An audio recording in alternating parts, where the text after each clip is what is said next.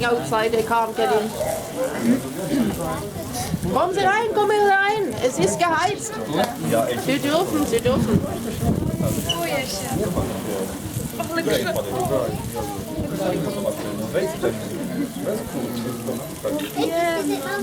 Once more, please be so kind to move a bit more. Let the people in.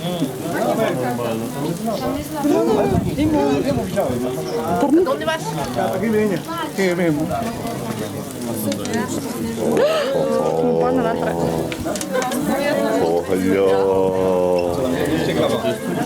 ¿Eso se queda?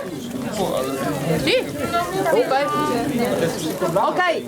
First in English, bisschen später nochmal in Deutsch. Yeah? But first in English. You see, this fabulous barbecue seems to be a well. And if you take a look towards the floor, you will find some old paper, a lot of trees, and it's not burnt. Because the heat doesn't come from down there. The heat is coming from the sides. They just created this well to concentrate the heat to use it for barbecuing. And the secret, the miracle, is what I mentioned before on the bus.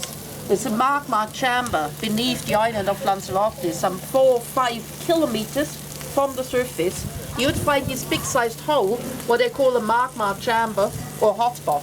Nothing else than a big hole beneath the crust of the earth. But you see, in this hole, it's concentrated all the magma coming up from the inner earth. So you get a temperature of, let's say, 1,000 up to 1,200 degrees in this hole. And from the hole, it's coming up gas, like chimneys, to the surface.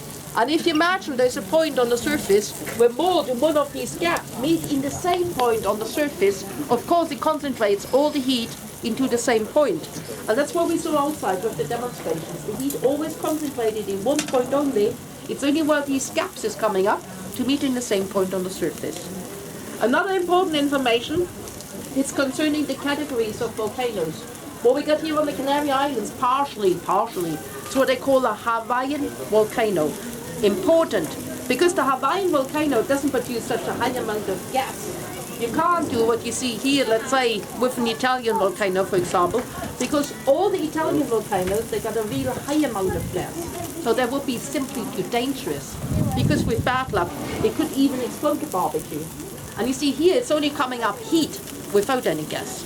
And that's why they could use it for barbecue. And easy to see, it works. Needs a bit more time, the taste is a bit different, but it works perfectly. Okay, as I promised you, just take a look around now on your own. Let's say to be back on board in 10 minutes. Yeah, 10 minutes break, and we will do the greater route. Yeah, coffee is here on the left, toilets on the right. Die deutschen Gäste, bleiben Sie noch einen Moment, jetzt kommt die Übersetzung. Also, ein bisschen haben Sie schon mitbekommen, ne? Dieser Grill sieht eigentlich aus wie ein Brunnenschacht. Und wenn man runterschaut auf den Grund, da liegt jede Menge Fett, Papier und das ist gar nicht verbrannt. Weil die Hitze nicht von da unten kommt, die Hitze kommt eher aus den Seitenwänden. Man hat diesen ganzen Schacht nur aufgebaut, damit man eben die Hitze konzentrieren kann, damit man das eben zum Grillen ausnutzen kann. Und das Geheimnis ist eigentlich, was ich im Bus angesprochen hatte. Wir haben unter Lanzarote, so 4-5 Kilometer von der Oberfläche, sowas wie eine Magmakammer oder Hotspot. Das ist eigentlich nichts anderes als ein ziemlich großes,